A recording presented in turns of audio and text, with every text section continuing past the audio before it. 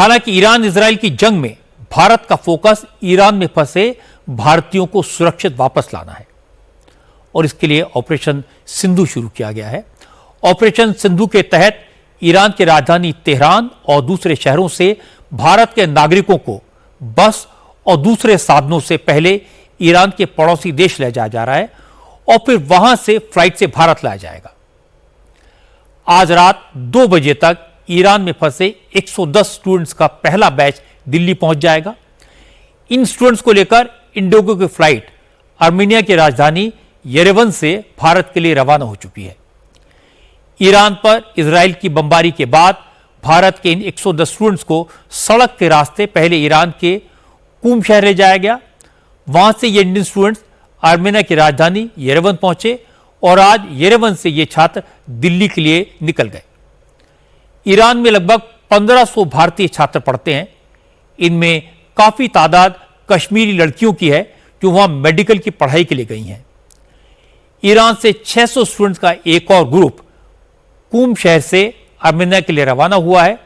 कूम का इलाका तेहरान के मुकाबले सेफ है। इसके अलावा विदेश मंत्रालय ईरान में फंसे कुछ स्टूडेंट्स को कतर के रास्ते भी वापस लाने की कोशिश कर रहा है।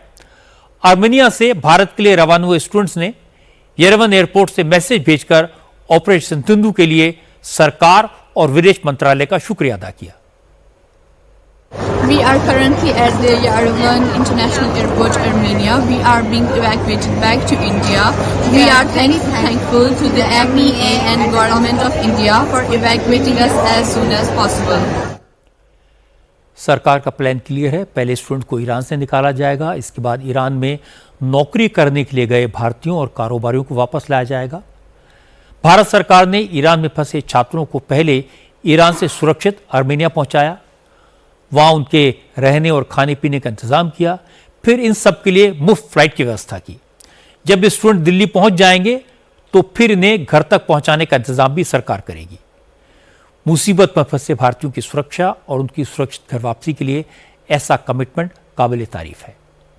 इससे साबित होता है मोदी जो बार बार कहते हैं कि 140 करोड़ देशवासी उनका परिवार है, वो सिर्फ डायलॉग नहीं है, दिल से निकली बात है।